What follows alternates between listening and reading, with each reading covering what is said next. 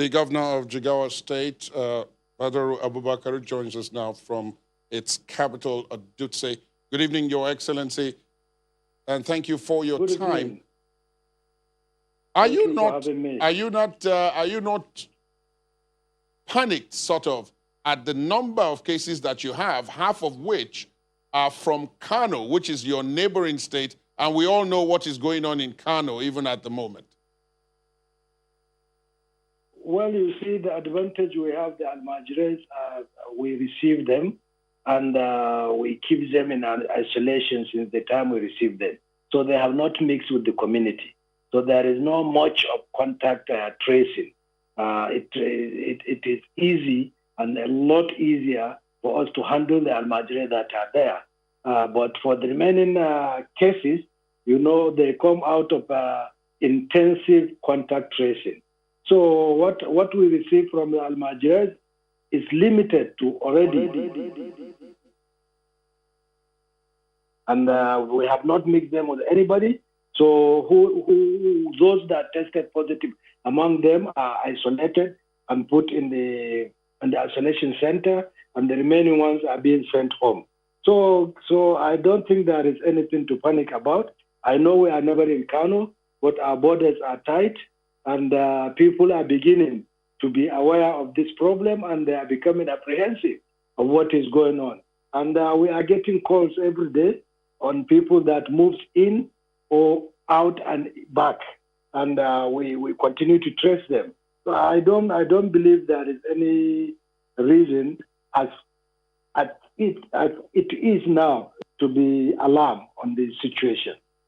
There are two things that are going on simultaneously. There's the Northern Governor's agreement to move this Almajiri back to their states of origin.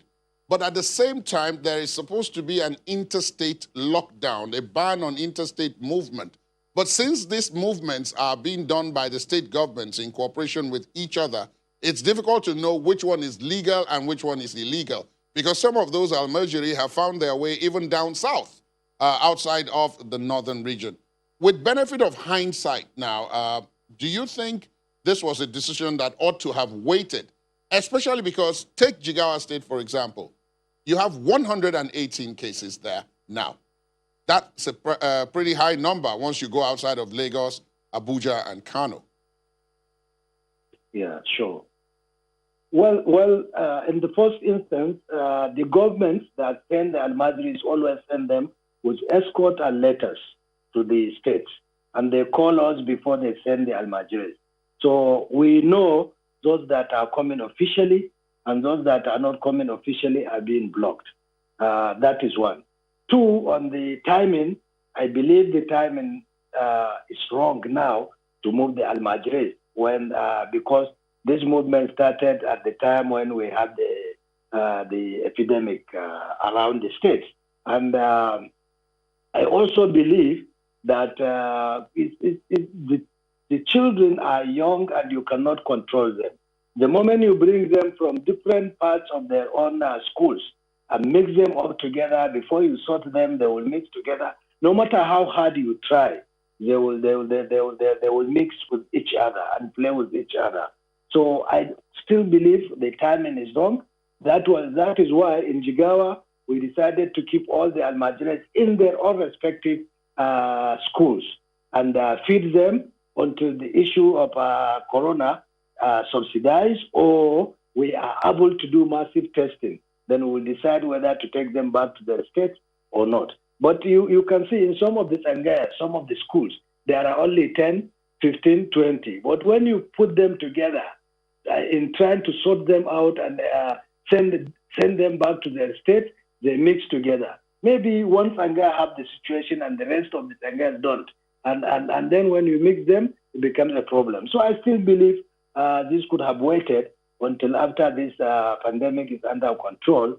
Then we move them around. It is a very good decision by the Governors Forum to move the Almajiris back home and have the parents take care of them and put them in both Islamic school and also put them in a normal school so that they will also have the Western education and the Quranic education simultaneously. And this is what we are doing with the ones that has been sent to us. We are sending back to their parents. We have their numbers, we have their names, their village heads are aware, and when schools open, we are going to put them back in school and also create an environment for them where they will do the Islamic, the Quranic learning in their own homes or around Islamic schools that we will arrange and have in all the locations where we have a lot of them. See, we have just over a minute, and I want you to address this in that time. There are those who have said that there seems to be a lack of coordination of efforts between the federal and state governments, and that that lack of coordination, that seeming lack of coordination, is affecting the response and the effectiveness of the attack on COVID-19. While some states are locking down, others are opening up, and many are not obeying federal guidelines. What do you make of this? Well, I agree we have to coordinate this thing much better, but in a situation where you have crisis, management of crisis is not easy, I believe.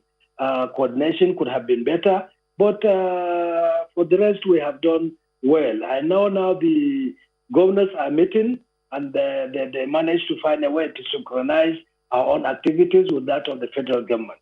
As you are aware, we sent a letter to the president. The Governors Forum sent a letter to the president about a week or so with our own thoughts, and we are in talk with the federal government and the task force initiated by the federal government to make sure that the governors in the states and the federal government are on the same page on this.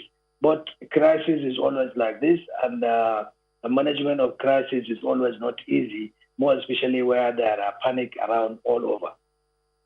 Your Excellency, the Governor of Jigawa State, Mohammed Badaru Abubakar, thank you so much for your time, and we wish you the very best as you seek to tackle this pandemic in your state. Thank you very much, and thank you for having me.